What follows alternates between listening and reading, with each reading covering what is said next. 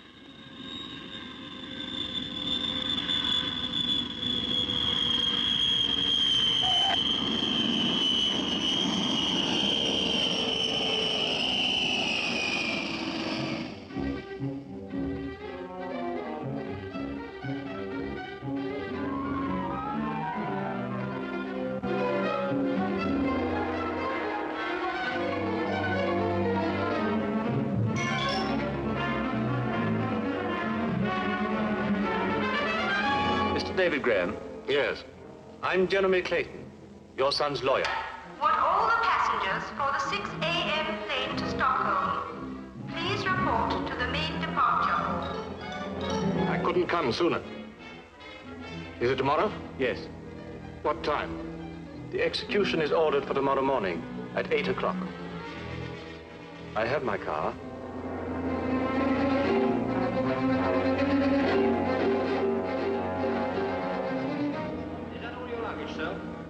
Passengers for the 6 a.m. plane to Stockholm.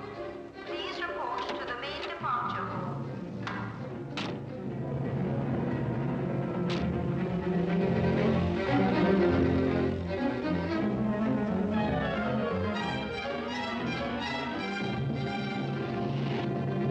What happened? Tell me, what happened? I brought the transcript of the trial for you. I shan't be able to read all that. Well, I'll try later. Tell me about it now. On the night of the murder, your son Alec called for Jenny Cole. She is, of course, The murdered girl, yes. The two of them went to the Stanford flat that had been lent to Alec by Robert Stanford for the weekend. Stanford? The Stanford car people, these Stanfords. In the morning, the girl was found dead. Your son was picked up, dazed and distracted, hardly knowing where he was or what had happened. He'd been drinking. And he was charged with the murder. He's innocent. I know he's innocent. The case against him legally is overwhelming. And it's legally overwhelming against an innocent man.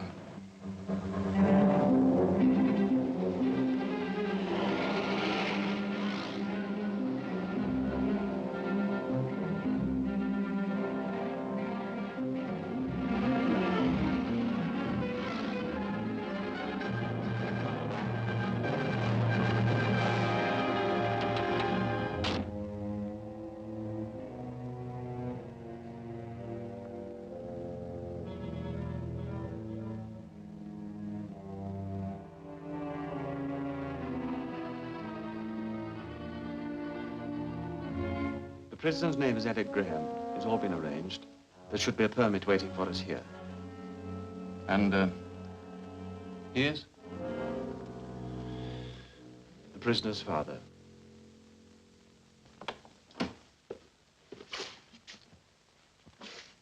Mr. Graham. I thought I ought to have a word with you before you go in.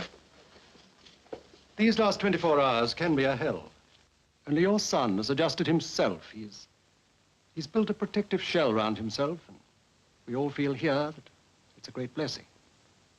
It's our job to protect the prisoner as much as possible, and if we thought a visit was disturbing to him, we'd be forced to cut that visit short. If you follow him, this officer will take you across. Oh, Mr. Graham, will you leave your bag here, please? Would you rather I waited for you here?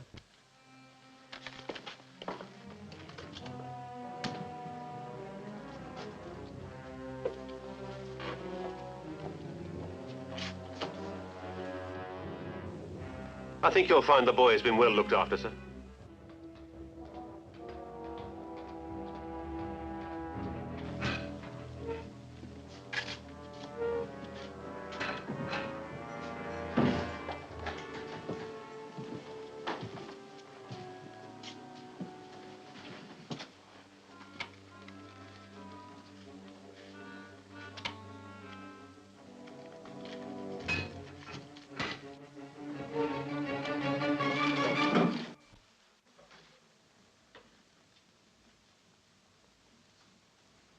Alec,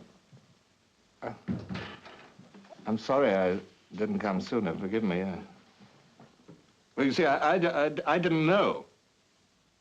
Can you hear me? I was moving about. I was traveling all the time. This advance that my publishers gave me, I'd started to work on a new novel that I'd set in Canada. You were working on one of your longer drugs. You were in a sanatorium. The prosecution brought it up. They thought it would be good for their case, I suppose. A drunken father, bad blood. I came as soon as I could, Alec. You're drunk now. Oh, no. No, I haven't had a drink for a long time. It was just that I couldn't get here sooner. I've been very sick. Even before this happened, you hadn't written for months. I know. I'm sorry. Forgive me. But it didn't matter. Somehow, we always knew that we were together, you and I. You remember? I remember every letter you did write. Every word. And those frightening boarding schools you put me in. And the weeks, months that would go by without seeing you. And then you'd show up with a silly little gift of atonement in your pocket. I'm here now, Alec. That's the important thing.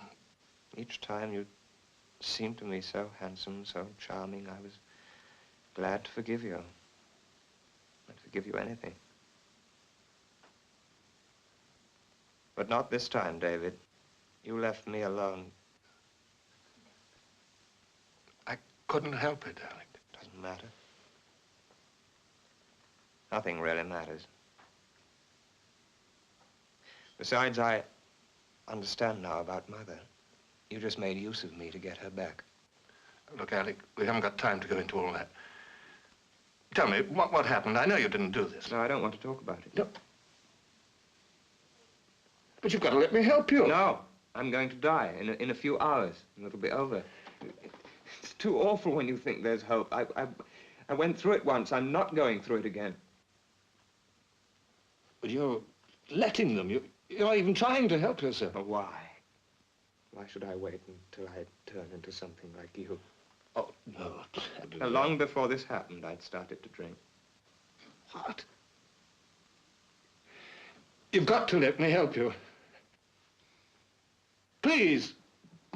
Alec. Alec. Well, there must be something I can do. I'll study the transcript. I'll get more time. And you mustn't give up. Why not? What difference would it have made if you had died when you were my age? Alec. Alec.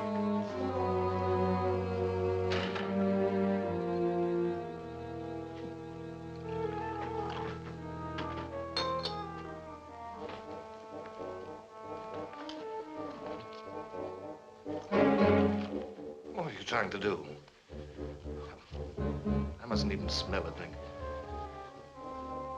What are you thinking, that one drink won't make any difference? You're wrong, you know, you're wrong. There's something wrong here. There's something that's been overlooked. I've put all the skill, all the knowledge of 20 years of the law into this, and I found nothing. Well, you're wrong, you're wrong. All right, then, Graham, face the facts. Alec was insanely in love with this girl. He admitted it.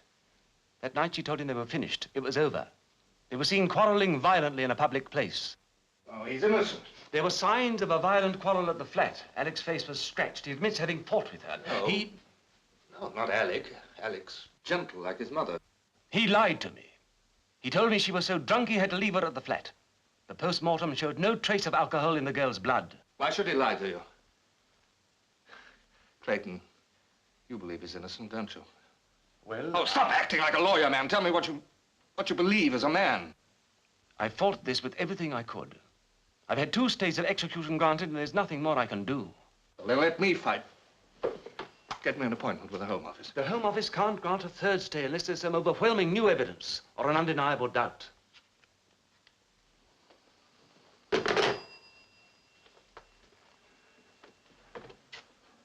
Somewhere, there must be something that everybody's overlooked. What about the girl who was murdered? Didn't she have any relatives? One sister, Agnes Cole. Before you stir up impossible hopes, I think you should see her. You'll find her here this morning.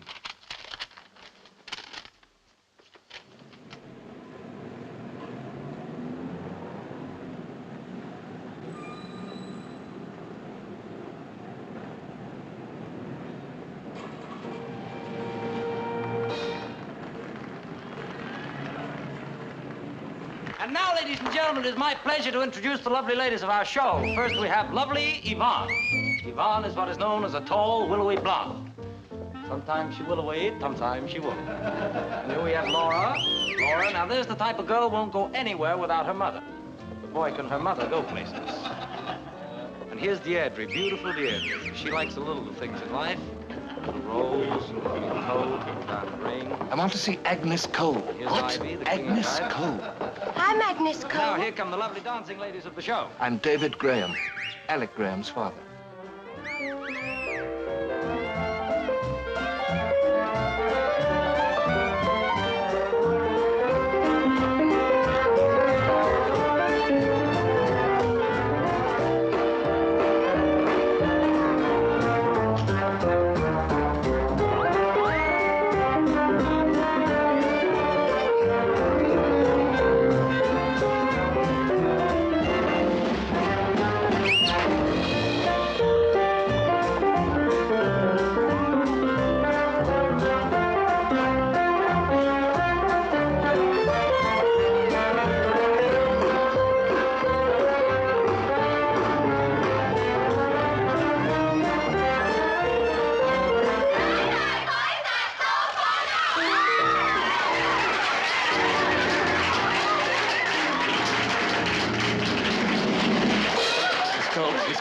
Miss Cole, please, could I have a word with you? Your son killed my sister. You keep away from me. No, Alec could never have done a thing like that. How He's could not... you? No, you weren't even at the trial.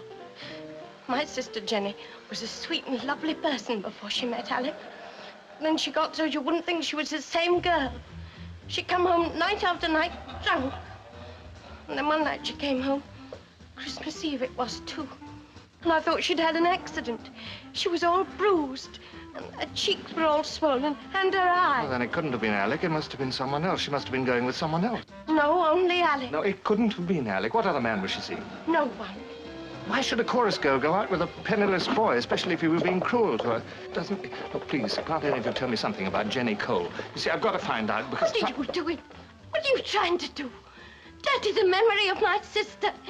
Let me tell you, Mr. Graham, your son killed my sister, and I'm glad he's going to die.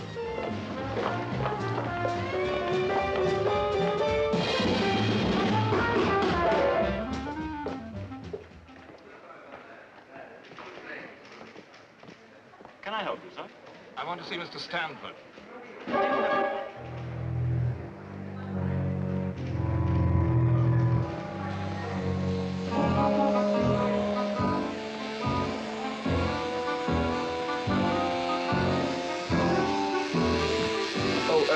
Come in. I've been waiting for you. Mr. Gage. Dad, this is Mr. Gage. You remember I told you about him? You told me about Mr. Gage? Yes, I told you about him. He's going to coach me for my bar exams. I certainly don't remember you telling me about a tutor. Oh, Dad, you were just too busy being enthusiastic about the new model. Oh, that's quite possible. When it comes to sports cars, or any cars for that matter, I'm not much interested in anything else. Brian's no better. Oh, Mr. Gage, this is Mrs. Stanford. How do you do, Mr. Gage? How do you do? I'm afraid petrol's in our blood. You see, I started life as a mechanic. I've never had the time or the money for tutors. Will you excuse me, Mr. Gage? I'm in rather a hurry. Do you need Henry to drive you? Yes, he's taking Brian and I over to the proving grounds. The Stanford Sports Prototype's going through its ordeal by fire. It's a very big moment for all of us. I'm afraid you'll have to talk about this tutor business some other time. I'm afraid I've got another appointment. Dad, I think we better get this over with. We need to talk, Mr. Gage and I. Then you'd better come along. You can talk in the car. Well, we'll go up to the flat. We need quiet. Oh. Perhaps you'd like to come along, Honor. I'm afraid I can't. Something terribly pressing. You know how I hate being alone, especially when the car's being tested. I'm sorry, Robert, but at last I've managed to get an appointment with an MP. Now, how much longer is this going on? Don't you think you've done enough? Well, what is it? Do you think Mr. Gage? Gage. Mr. Gage is the only man in England that doesn't know a murder's been committed in our flat and by a friend of our son's, and that he's going to hang tomorrow?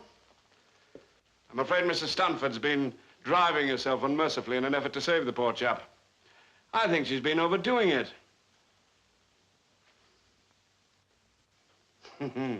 Well, now there are no secrets at all. Are you coming? No, Robert, I'm not.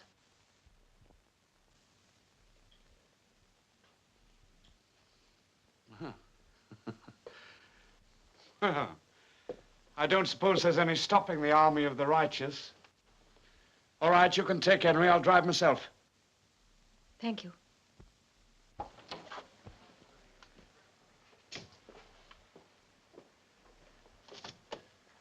Brian, I hope you'll be able to work something out with Mr. Gage. Don't worry about me, Honor. I'll take care of myself. Yes, of course. Goodbye, Mr. Gage. Goodbye, Mrs. Stanford. Why did you say I was a tutor? Oh, excuse me, Mr. Stanford.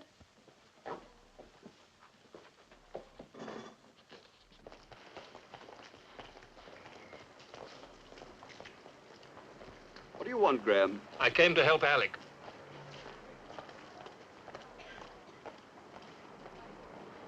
You're a little late, aren't you? I was in hospital. They wouldn't let me leave till yesterday. Did you know about Alec? No, they wouldn't allow me to read my mail.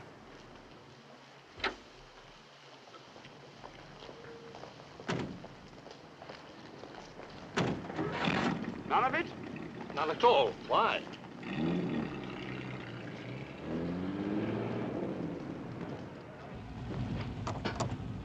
Why are you so interested in my mail? How did you know who I was? I saw your picture in Alec's room. Well, Alec kept my picture. Yes, when he came to stay at weekends, he always brought your photograph with him. You're surprised? Yes. Oh, he used to talk about you by the hour. In some ways, it was our favorite topic of conversation. We neither of us had any parents to speak of. My real father was killed in the Stanford works. He was just an ordinary workman. Well, you didn't really think Honor was my mother, did you? I'm adopted. The Stanfords adopted me when I was 8. What did Alec say about me? I got the impression you were about to write the greatest novel ever written. Did you? In common with quite a lot of other writers, I've been about to write it for a very long time.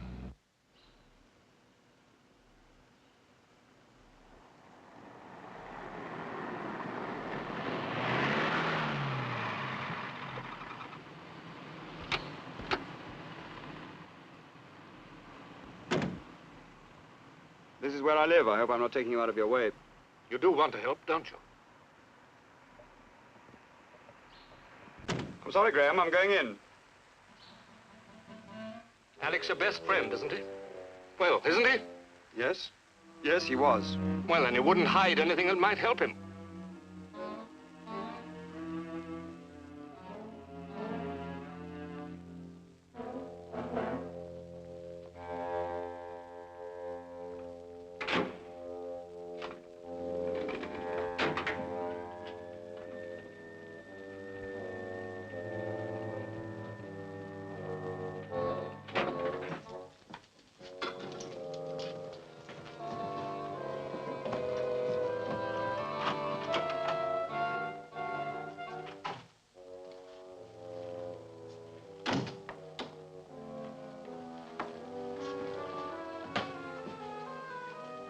Still haven't told me why you said I was a tutor. Well, that was an impulse. I wanted to help you. How? I don't know, but people don't always act logically. Not everything's thought out.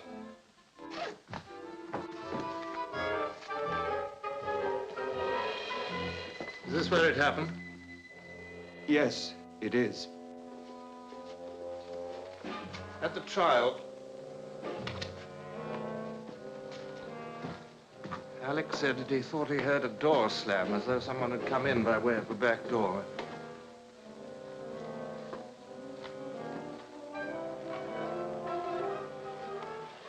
Was that someone you, Brian? I was playing poker all night. Oh, it's all right. The police checked up.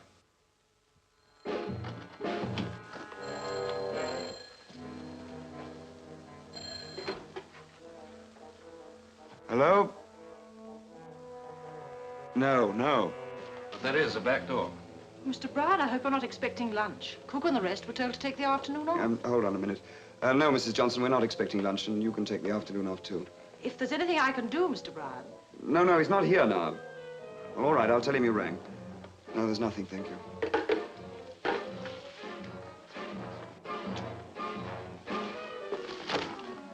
Look, you know that if you're hiding anything, you're a murderer. I am? Yes.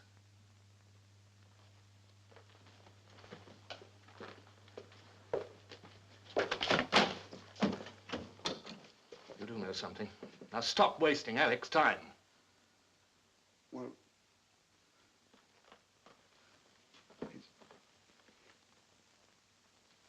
it's about a letter. What sort of letter? I don't know. Brian, please.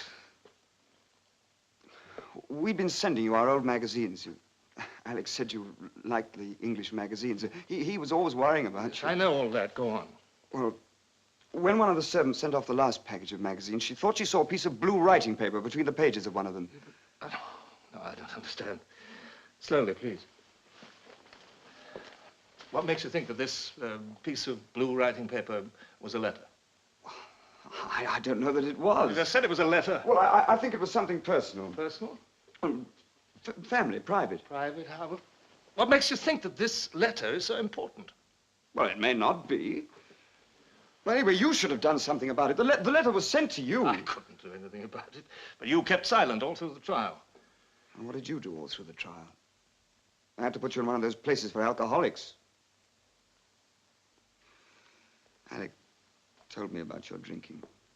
Then you must have known when those magazines were sent off that I should never read that letter. Look, Brian, I'm not a detective. You've got to help me. How?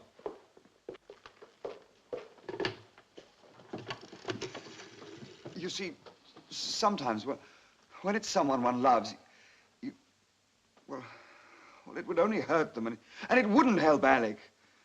Operator? Yes, I want to call to Canada. Montreal. Who is it that you're protecting, Brian? Who is it? What? Oh, Curzon, 7712.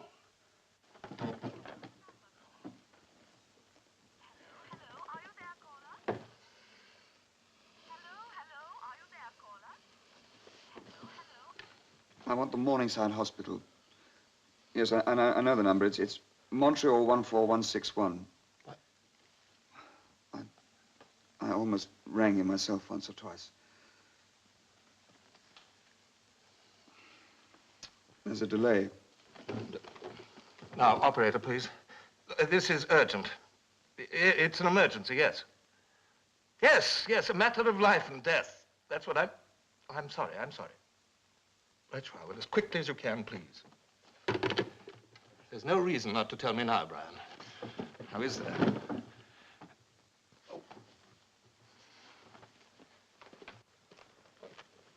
That only leads to our bedrooms.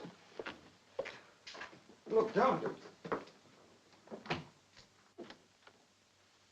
That's your room. I don't think that interests me. What are you doing? Trying to find out some of the answers that you won't tell me. What's in here? Oh, that's my mother's... That's Honor's room.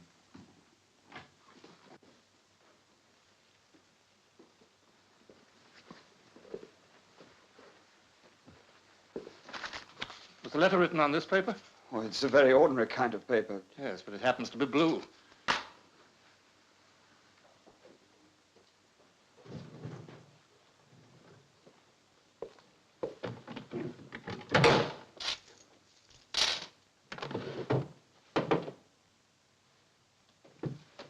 Why does she need a gun? Well, that's Dad's gun. I don't know how it got here. Do you know about these things? Yes. Is that loaded? Yes, it's fully loaded. That's the telephone. No, it's the front door.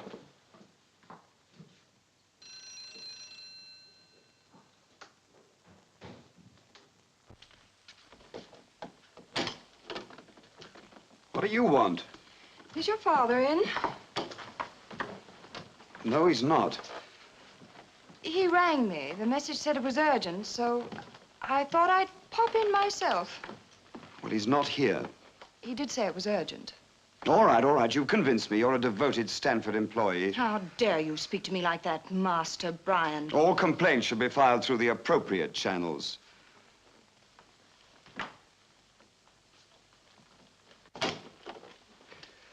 I'll tell him you popped in. Please do.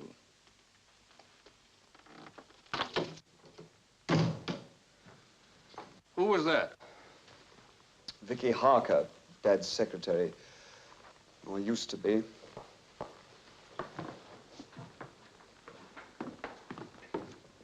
Why does she put on that act? Well, she goes to the pictures. Secretaries do, you know. What have you got against her?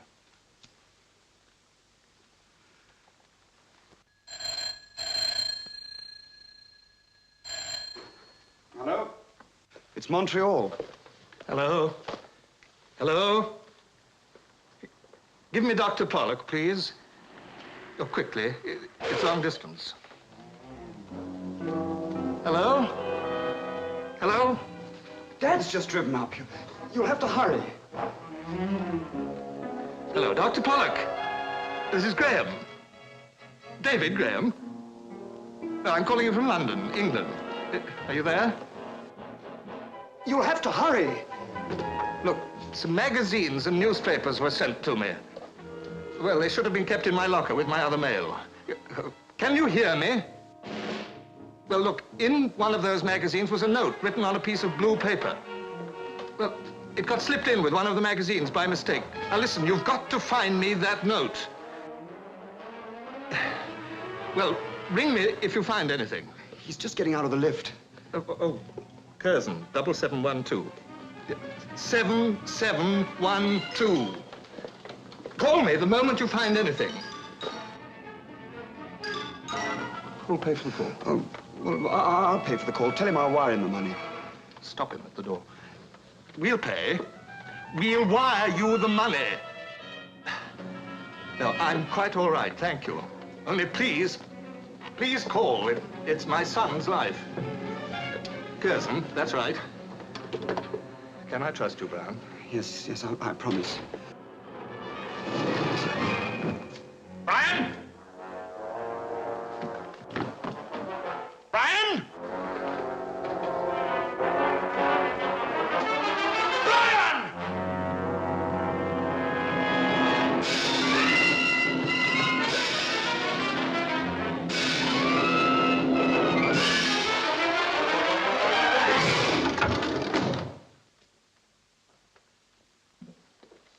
Your name's not Gage.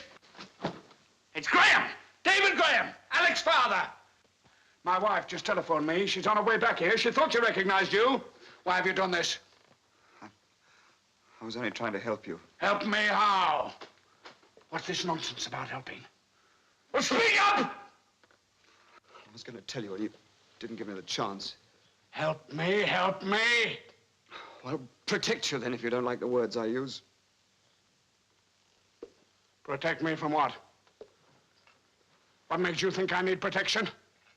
I thought there might be some unpleasantness at the office. I thought it'd be better to talk here. I thought it wouldn't look good for Stanford's. Huh. All right, all right. I suppose you meant well. But next time, confide in me, Brian. I'm your father. Remember that, old lad. Exactly what did you hope to get from us, Mr. Graham? Help. Why did you think we could help? I just came to find out if you could. I don't think you understand what we've been through, Mr. Graham. I think we're entitled to be left alone. I'd follow up anything, Mr. Stanford, anything that offers the slightest hope. Then you still think there's a hope? Yes. Yes, I do. Then you know something. No, but I hope to soon.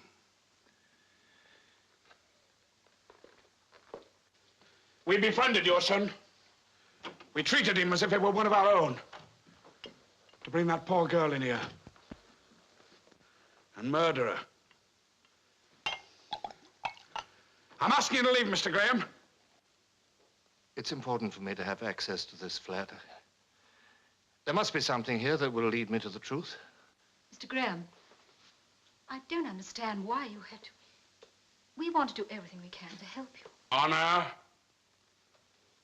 You're to do nothing more. We're so distressed. I want no member of this family to have anything even remotely to do with this case. I want it forgotten. Finished. Your son and mine were just friends at the university. You can't expect us to do anything more than we've done.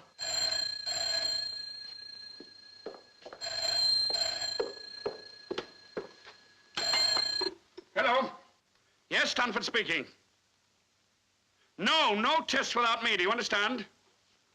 Well, tell them all to wait till I get there. No, she's not to be touched until I've ripped her apart myself. All right. Miss Vicky Harker called to see you.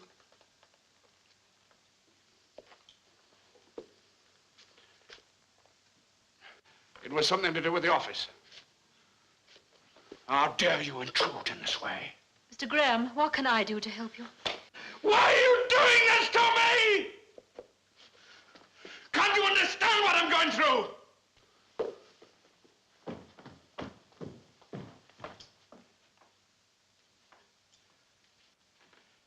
I'm sorry. This thing has affected me more than I thought. Brian, I'm going out for a walk. Would you like to come? I can't, Dad. I can't leave the flat. I mean, I'd rather not. Huh.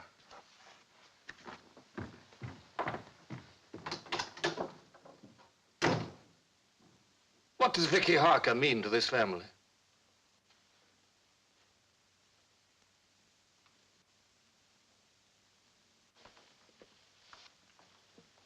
Mr. Graham, if you want to see Miss Harker, Henry can drive you there. Nothing very luxurious, Mr. Gage. Gage. Still, it's a cozy little corner, as you might say. Excuse my hair being so untidy, but I never expected anybody, you see. Here you are. Oh, thank you. Look at this.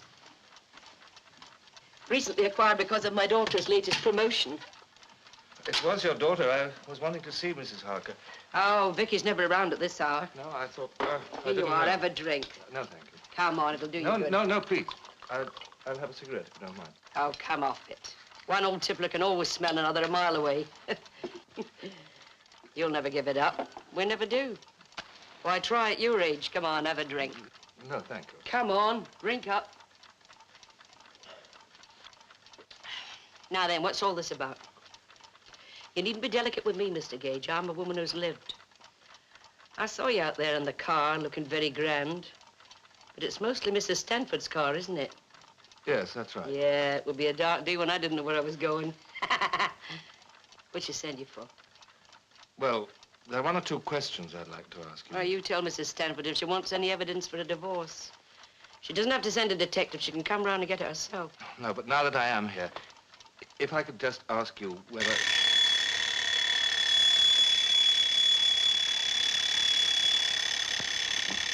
Well, well. My Vicky was right after all. Fancy Mrs. Stanford giving up a man like Stanford, eh? And here was I thinking that Vicky was throwing away the best years of her life. Not that Mr. Stanford's mean, you know. Oh, no. She's just been given a job, the head of one of his most important agencies. Yes, I did know that. Well, it just goes to show you, Mr. Gage. I'm not a very good judge of life, am I? Do you know what I said to my Vicky when she told me about the promotion? I said, Vicky, my girl, you've had it. Absolutely had it. Farewell gift, bon voyage. Farewell, my love.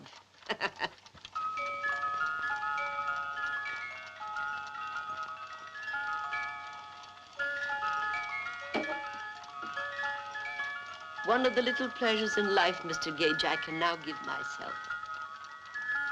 Just to hear it ring and know that you don't have to go anywhere is wonderful.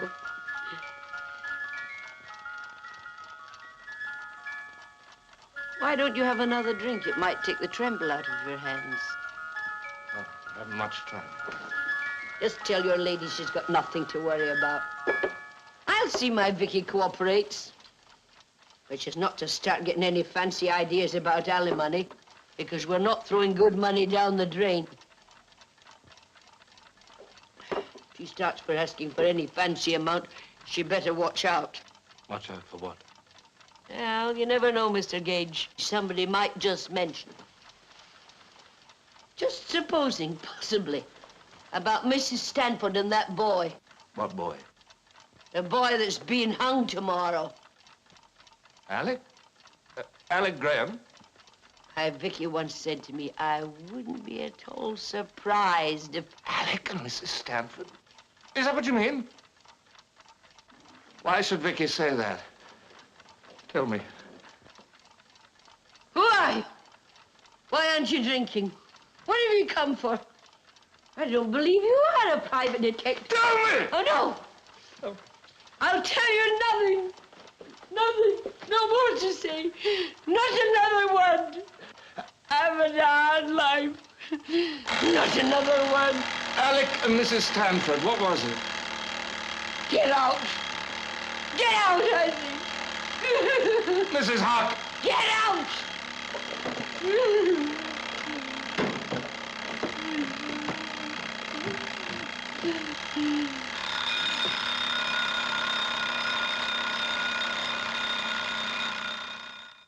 But why should Mrs. Stanford have killed this girl? She was in love with Alec. She was jealous of the girl. No, that's utterly fantastic, Something Graham. utterly fantastic happened. So fantastic that no one's thought of it.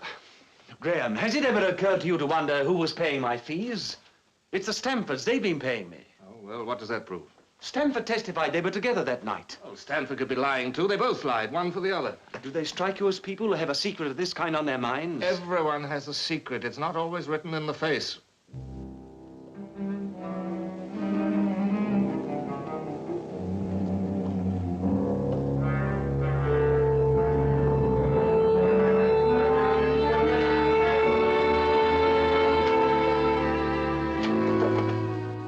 Graham, I'm very sorry, but your son doesn't wish to see you. The prisoner doesn't wish to see you, sir. Alec? I don't believe you. You think you're protecting him, but... Mr. Graham, I told him that you said it was urgent. Well, then go back and tell him that there's still a chance. Tell him we mustn't give up fighting. Oh, please! He told me that he doesn't want another chance. Well, then tell him that... He doesn't want to see you, Mr. Graham. Your son has given himself over into other hands, more compassionate, perhaps, than those of the earth. me he's given up hope. Well, I won't have it. All of you trying to make it look so humane and decent. You can't. I want my son to live. I'm not going to let you kill him.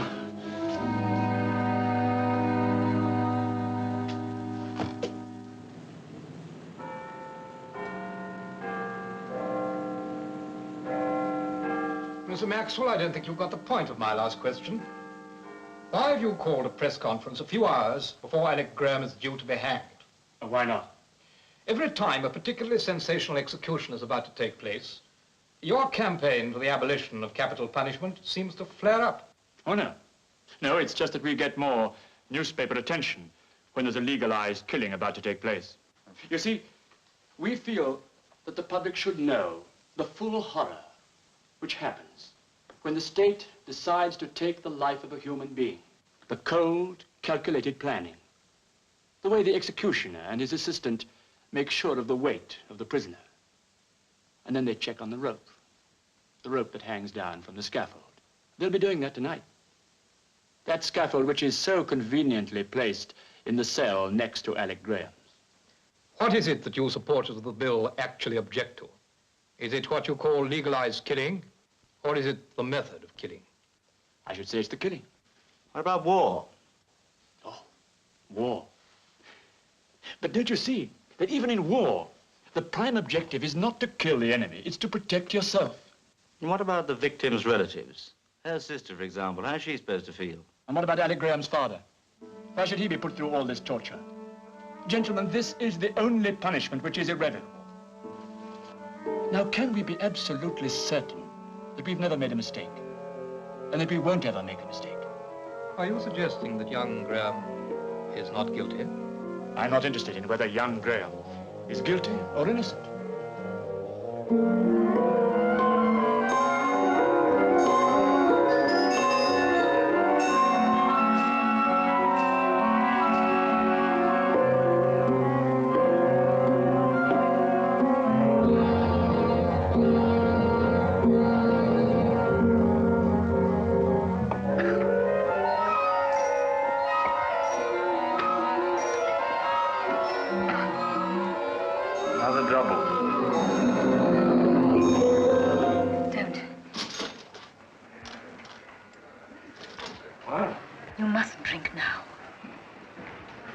Alec is relying on you. There's no one else.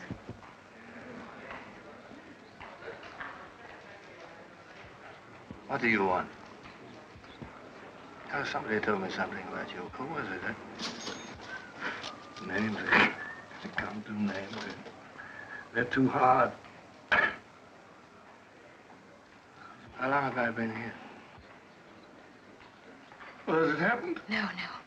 We've only been here a few minutes.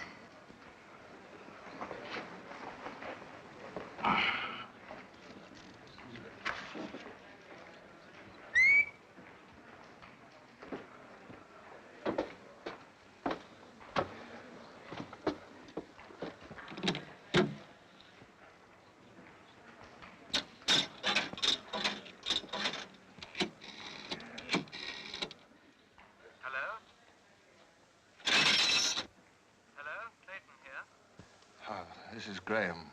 I'm glad you called. The Home Office will see you at 7:30 tonight. And Alec? He's still refusing. He won't talk to me either. Well, Alec must talk to me. Well, you've got to make him talk to me. I don't know what to suggest. Are you there? Yeah. You won't forget 7:30 tonight. No, I won't forget 7:30. 7:30 tonight.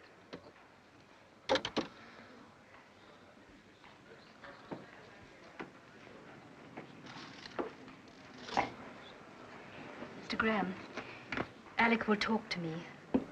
Please let me go to the prison with you. He will see me. Why are you doing all this for my son? What difference does it make? Why? Why not? You must stay sober. You mustn't drink anymore. Please, Mr. Graham.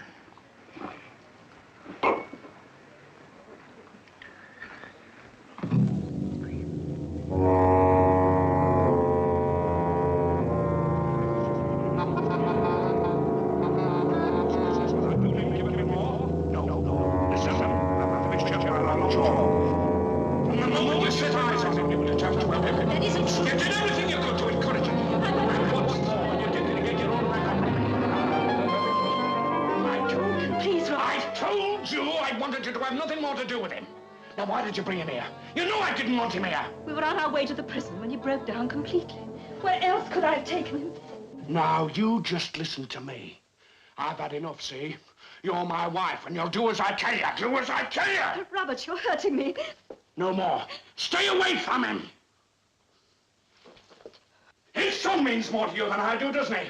Admit it. Admit what? Robert, have I ever shamed you? But you've done nothing but humiliate me since the day we were married. Would I have gone to her if my wife had given me the love I needed so bad? Love? You didn't marry me because you loved me. You married me because I was something different, something you'd never had before. So you thought you wanted me. What you really wanted was the pleasure of trying to break me and then drag me in your own dirt. Robert Stanford, the mighty Robert Stanford. You're like a sick schoolboy peering through half-open windows. Don't you say that to me.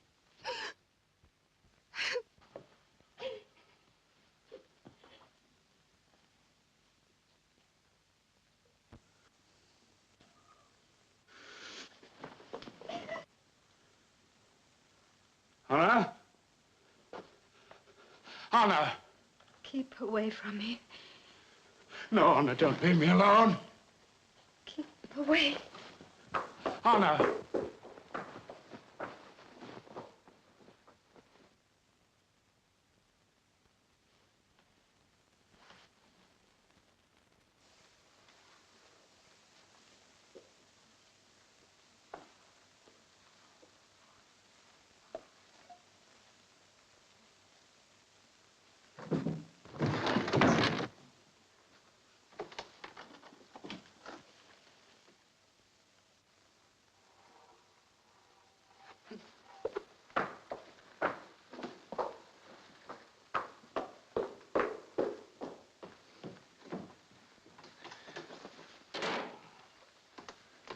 Do they do that often? Never as bad as that. The call came. What call? There was a letter. What did it say? David, Honor's been wonderful to me. She's always stood up for me and... Well, you stood up for her. Now you're even. What was in the letter? I wrote it down. There's no other way out. Try to forgive me.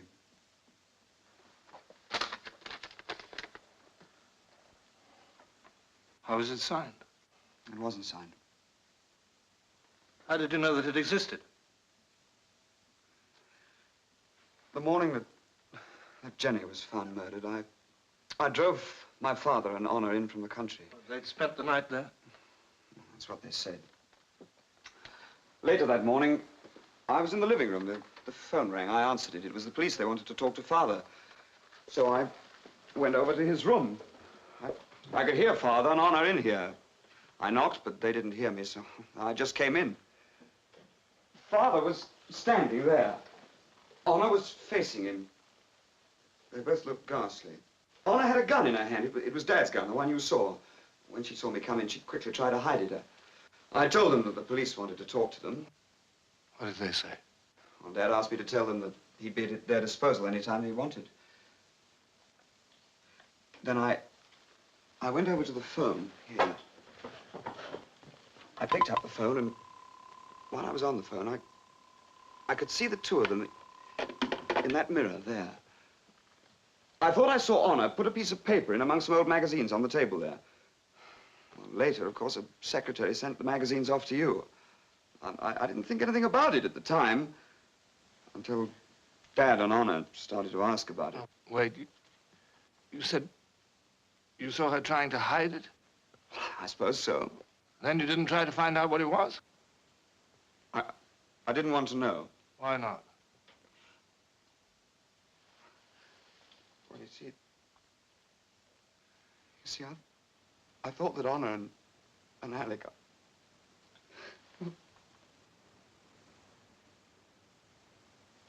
Well, one night I saw Honor coming out of Alec's room. Late.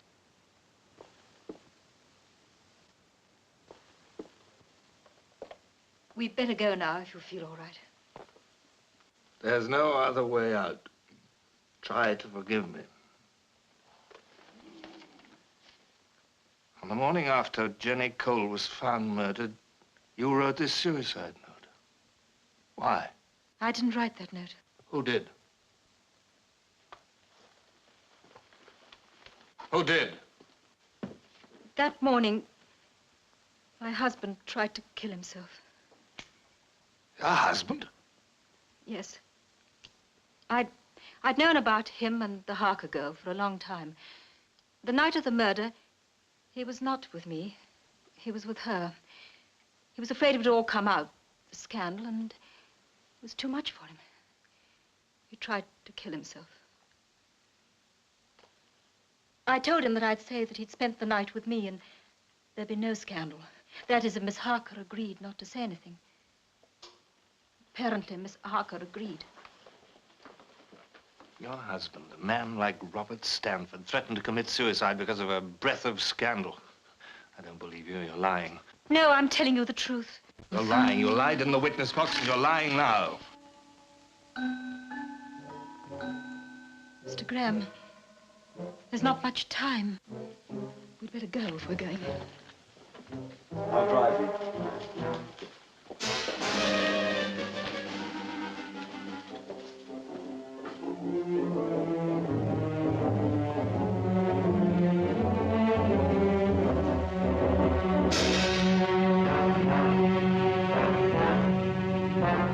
It's not breaking the regulations that I'm concerned about. I'm thinking of the prisoner, your son. But do you suppose I'm not thinking of him? Do you think I want him to be tortured anymore? Oh, there's a chance of saving his life. It's a risk worth taking. Wait here a moment.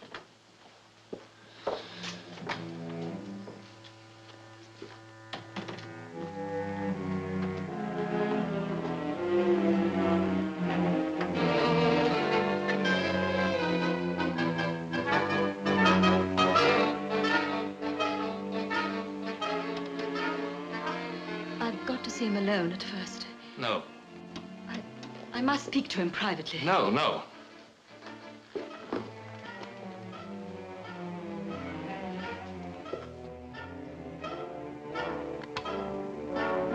If this is a trick, I want to know. I want to be told before it happens. I don't want to be dragged. I want to know. Honor. Alex, darling.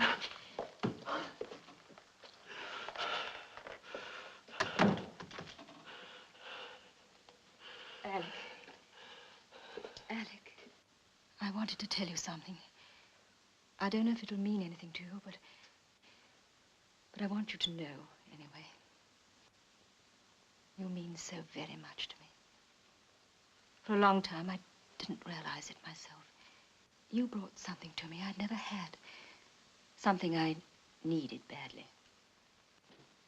Gentleness. And someone to love. Does this mean anything to you at this moment? Yes, it does. I thought about it a great deal. I wondered perhaps if I should try and see you here. But now... No, I'm glad you can. Honor, would you kiss me?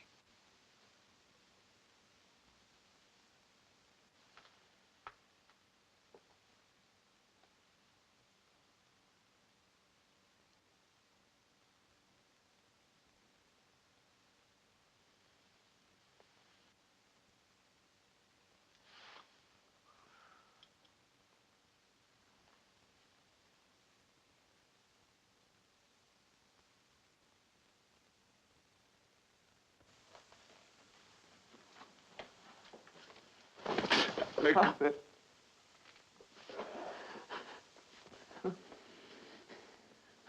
I'll wait outside. Oh, Father, I'm Alex. sorry I was cruel to him. Oh, That doesn't matter now. Father, I want to live. I don't want to die. Please save me. Alec, listen, there is hope. Hope? How? Well, I've got an appointment shortly with the Home Office. No, I'm not drunk. I've been drinking, but look, I'm not drunk. Come, sit down. Alec, look, you've got to trust me. Yes. I've got to ask you a few questions. Yes, Father. What did Mrs. Stanford mean just now? When? Has there ever been anything between you? Between Honor and me? Yes. Yes, late one night she was seen coming out of your room, Alec. Oh, that must have been Christmas Eve. Oh, what was she doing in your room? Well, you see, I've been looking forward to Christmas for weeks. I expected to spend the holidays with Jenny. I could hardly study. Everything I saw, felt, or touched was Jenny. I wanted her so much. Yes, yes, I understand. And then suddenly Jenny said she was too busy even to see me. Well, Honor knew how upset I was.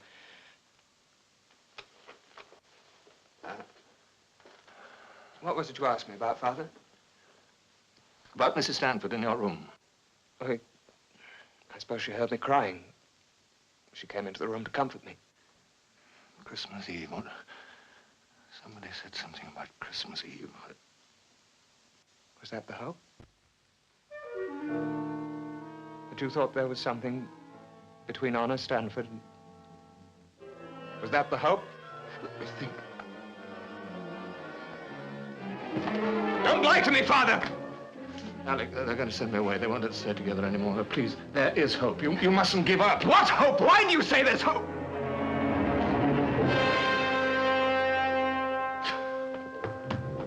You're lying.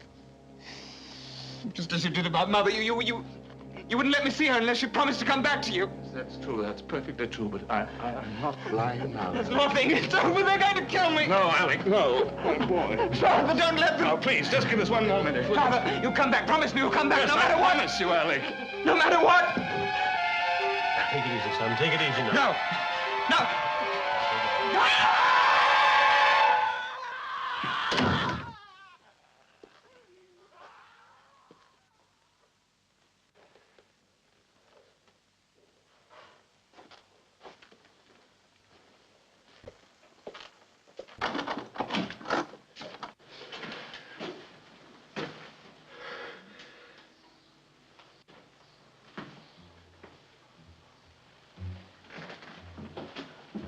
Yes, I'm in love with Alec. I never tried to do anything about it. I knew nothing would come of it, ever. It's there all the same.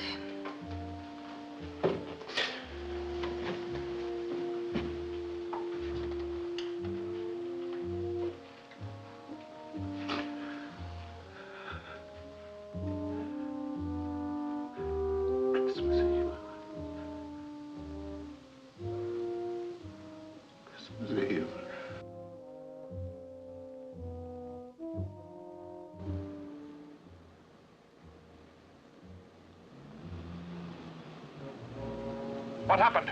Is there any hope? There's always hope. Look after Honor, Brian.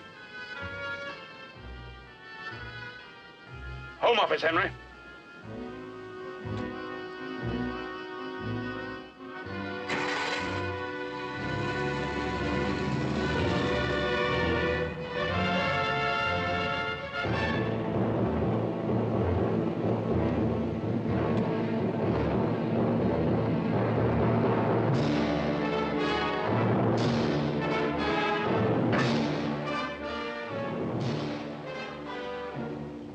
Some horrible combination of circumstances.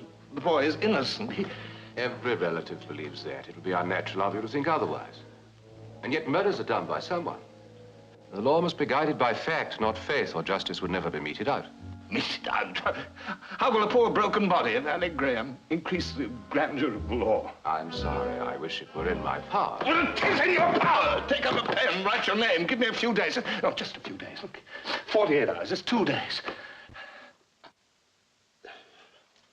I haven't had a chance yet. I've only just arrived. Mr. Graham is confined in a sanatorium. Yes. Yes, I know. But what could you hope to do in a few hours that all the agencies of the law have been unable to do in all these weeks? People will tell me things. They don't tell everybody.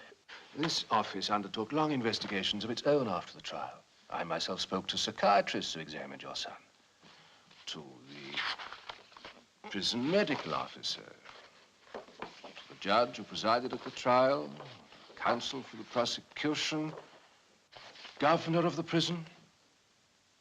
I'm deeply sorry, Mr. Graham. Please forgive me. May I speak? What is to be gained by this execution? After all these thousands of years of torture and hanging, haven't we advanced at all? Haven't we learned anything? Please, please give him another day, another 24 hours.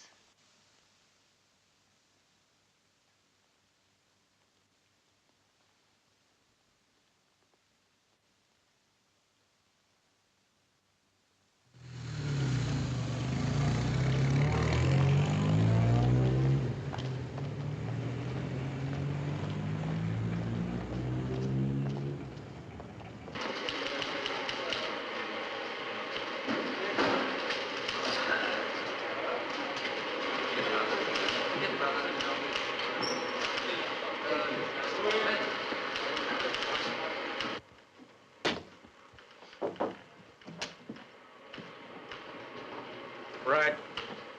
Now, Barnes, you remember me? David Graham. We were at Oxford together. I remember you very well, Graham. I was half expecting you to come. Well, then you know that I come to ask for help. What sort of help, Graham? What do you think I can do for you? Help me get a delay. Of just a few days. Well, 2 days, 48 hours. Father begs for 48 hours of son's life. People would read that. There might be public protests. Why should I help you, Graham? Where have you been all these years when there's been a hanging every month?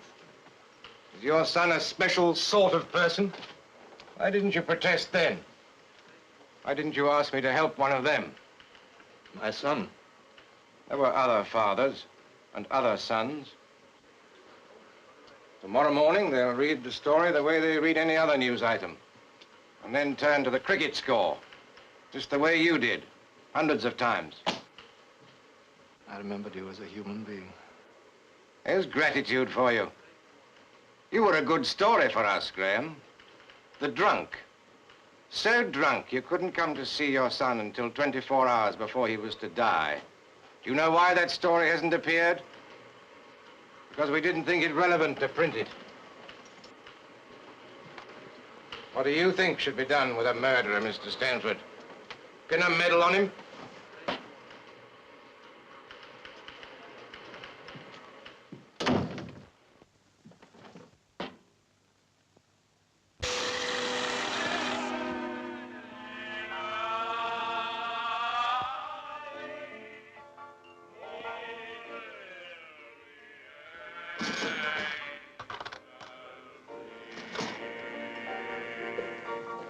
You again? He's always asking for Christmas carols, this chap. He's crazy. Oh, come on. Jazz it up a bit. Beat it out.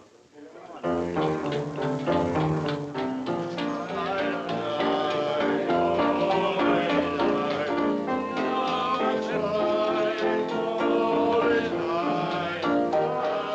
were you on a silent night? Christmas Eve. I was at home. With my family. With my son. And your son. He always spent his holidays with us. Didn't you know that? How drunk are you? Oh, yes, you were a father to him. I'm very drunk, but not enough. Well, stop drinking. Here, stop it! He's waiting for you. You promised you'd go to him. How can you bear to let him face it alone? I don't know. I don't know anything. You don't know what it's like to be alone, do you? Do you? How drunk are you? It's frightful to be alone. Oh, go to Alec. Go to your son! Stop shouting at me.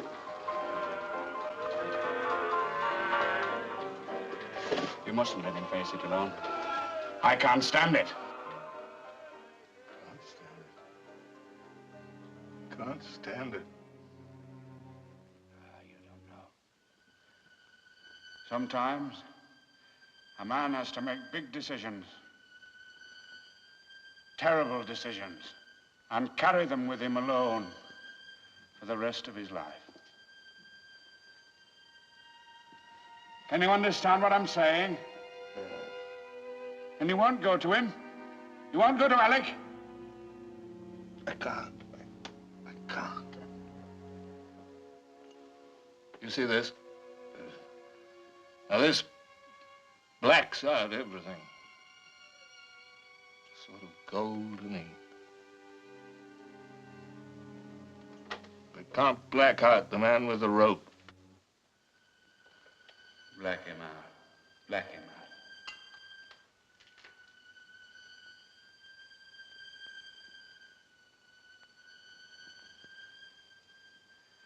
I see a hand.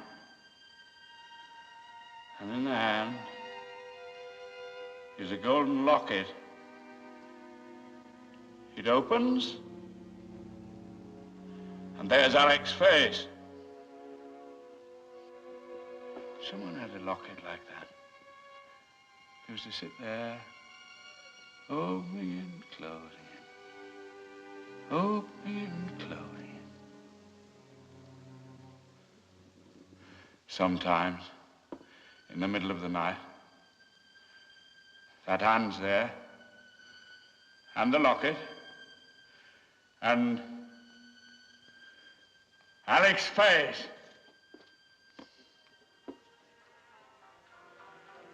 That's why I'm staying with you tonight. But we mustn't let it get out of control.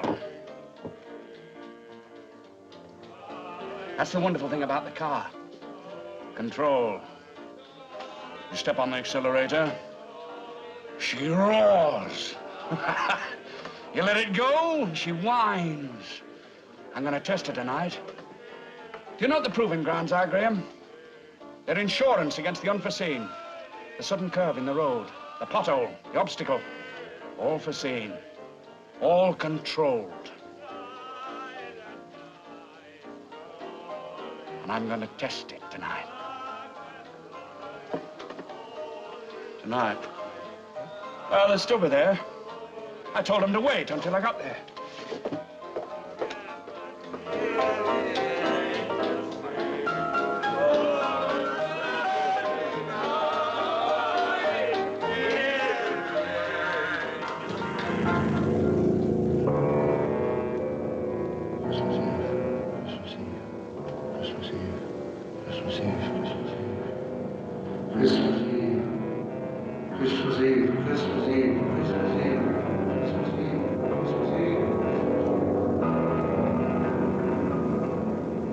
Sister Agnes.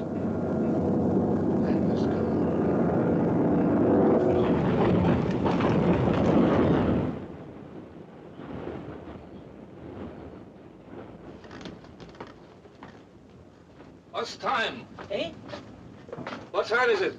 Sorry, I got no watch. What's the day? I beg pardon? What day of the week is it? It's Tuesday near Wednesday now.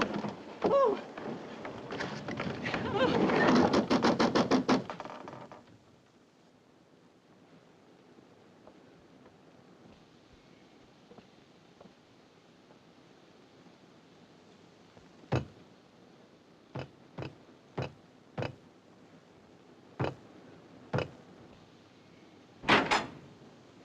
Here, what's the row? We're all locked up. Agnes Cole. I want to see Agnes Cole. Huh? Drive the little calf down the alley. The girls usually get round there.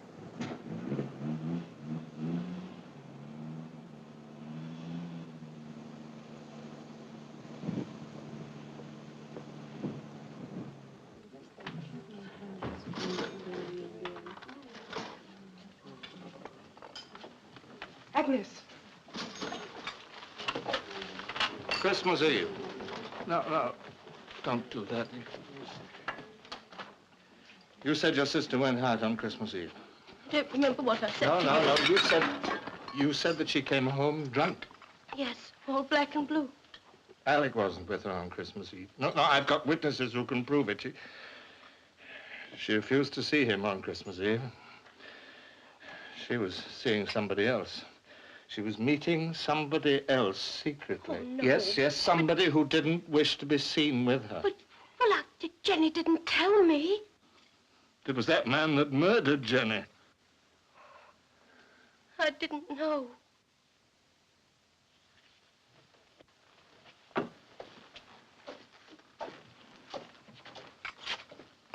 Mr. Graham!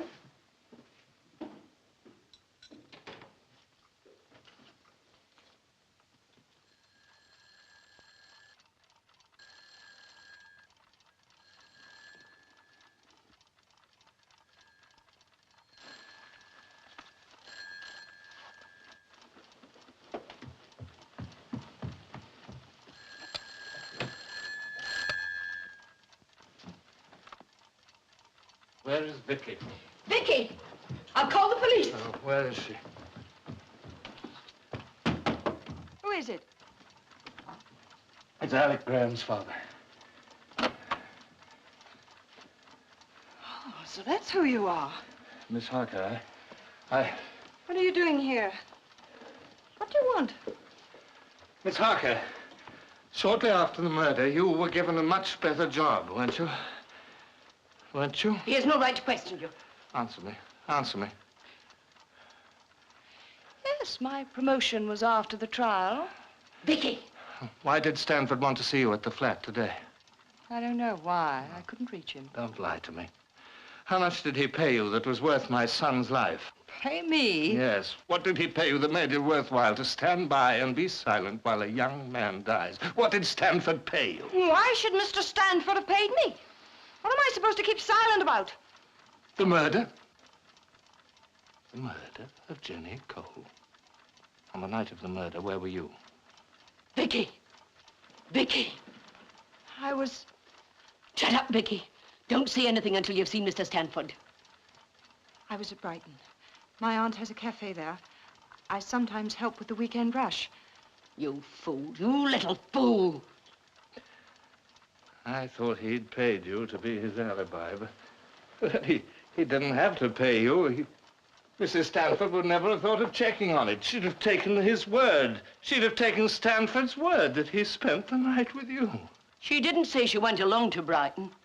Maybe she was accompanied by a certain gentleman. Vicky! Shut up, Mother. Robert Stanford was not with me the night of the murder. Vicky! Vicky!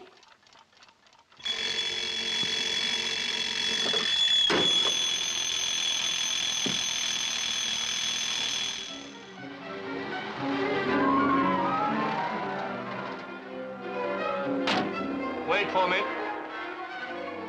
You saw him? Yes, it was one of the clerks. The undersecretary had gone to bed. But you told him that Mrs. Stanford was willing to testify that she'd lied. There was a report from the prison of Mrs. Stanford's unfortunate visit to Alec. They couldn't accept her testimony. Stanford, let them question Stanford. You've got to try to understand something, Graham.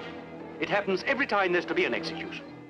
They get dozens of last-minute alibis, sometimes even confessions. The clerk told me the Home Office had already got 4 false confessions on this case. It's, as I told you this morning, only some concrete evidence, something tangible.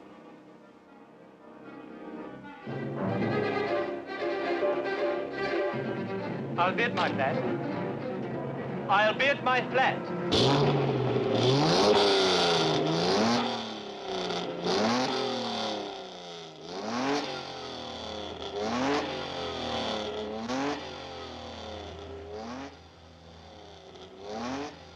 Stanford! Stanford!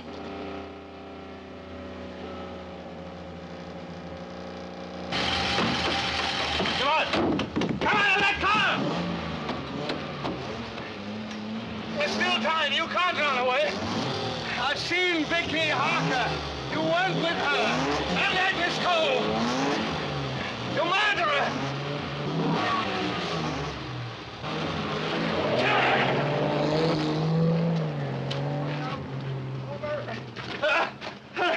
Help me!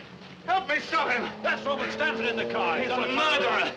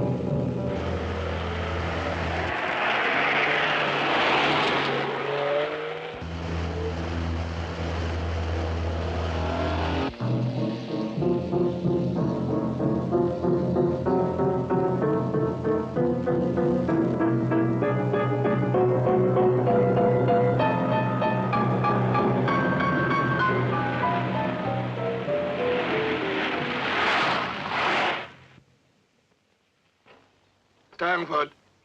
She's wonderful. She's champion. I must be drunk. No, he's not drunk. Take no notice of him.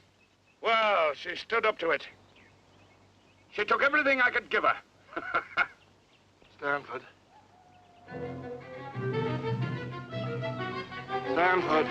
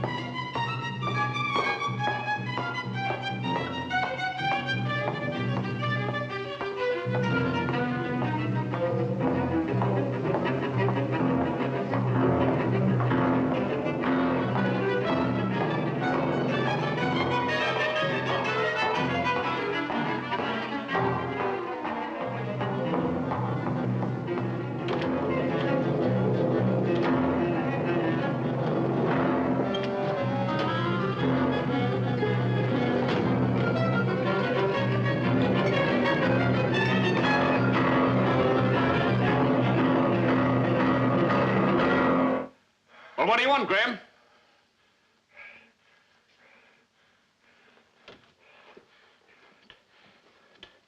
Telephone the Home Office.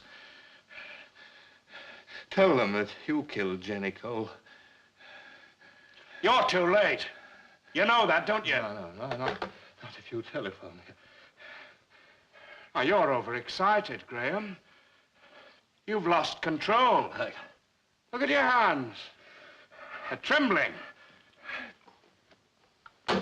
You can hardly speak.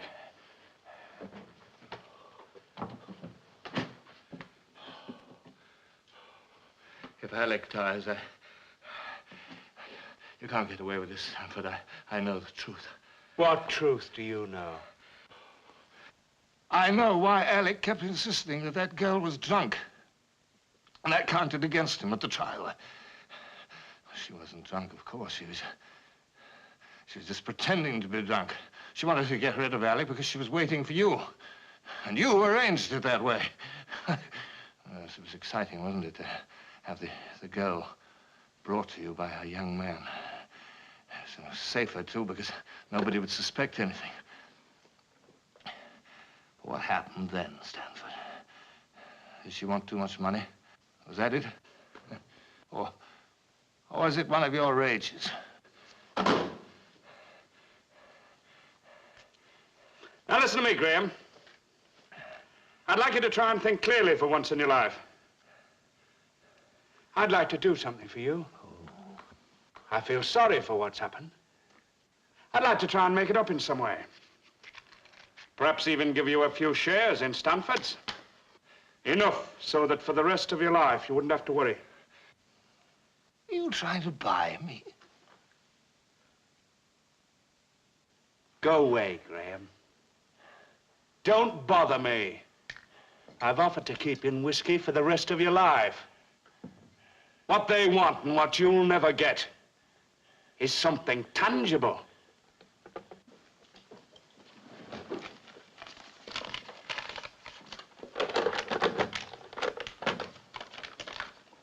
What do you think you're doing? Are you trying to frighten me? What proof have you got? Put that thing down. Agnes Cole? Agnes will be like her sister, Jenny, only she'll be cheaper. Vicky? Is Mr. Clayton's apartment? Vicky Harker loves me. Yeah. When it comes to the point, she won't do anything to hurt me. Well, get me, Mr. Clayton. Well, come on, Graham, what proof have you got? Speak up, speak up! Well, wake him up, then. They've been searching for months. Police, detectives, lawyers, searching, and nobody searched harder than I have. There's nothing to connect me with her. Do you understand that? I was never seen with Jenny Cole. Oh, Clayton, this is Graham. Yeah, look, you asked me to find something tangible. You don't know what it means to be a success. Tangible, tangible. Well, I finally got something You don't know what tangible. success means, do you, Graham? Yeah, Stanford. Will you see all this? Yeah. This is me. Stanford is in here with me Have now. you seen this? That's you. Which do you think they'll believe? He's threatening to kill me.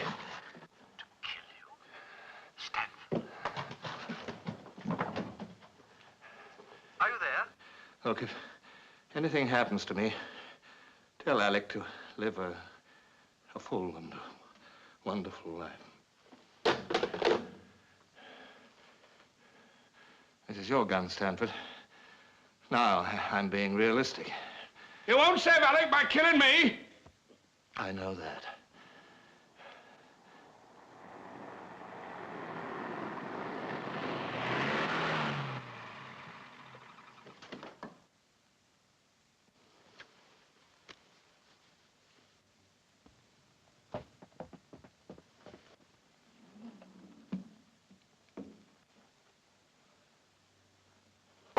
Oh.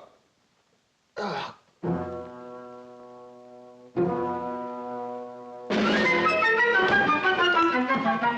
Stay away from me, Graham. I don't want to hurt you. Don't make me angry, Graham. Graham! What are you afraid of, huh? You already killed Jenny Cole. You're gonna kill Alec? Don't talk to me about Alec. Don't tell me how much you love him. What have you ever done for him? What'd you ever give him? Nothing. I've given you more than you have in the whole of your life. What was he to you? Someone to weep over when you were drunk?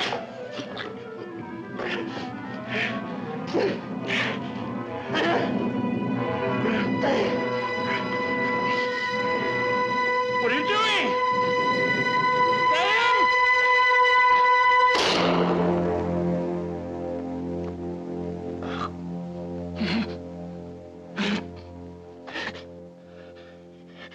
You didn't think I'd let Alec die just like that, did you?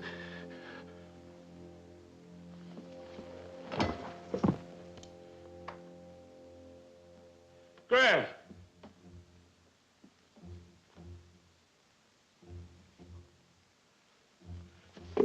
Graham?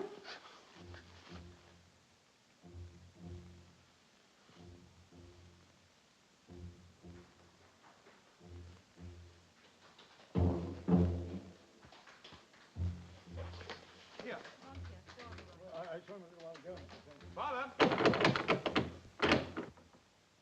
Father! The door's locked. I can't get it. Oh, there's another door. Yes, it's round this way. Well, let's try the other door quickly.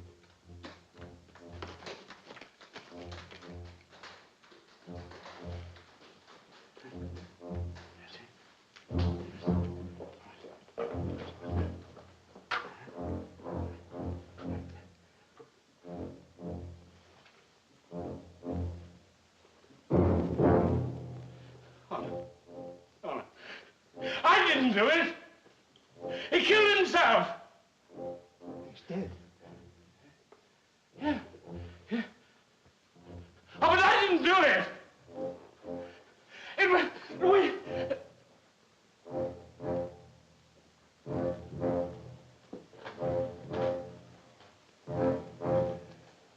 What are you doing, Brian?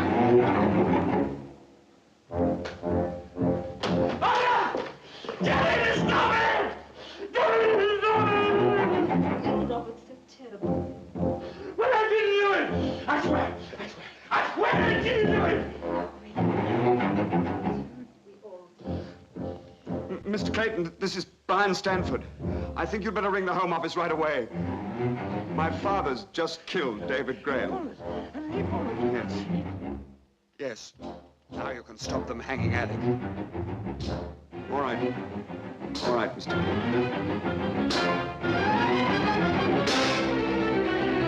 Clayton.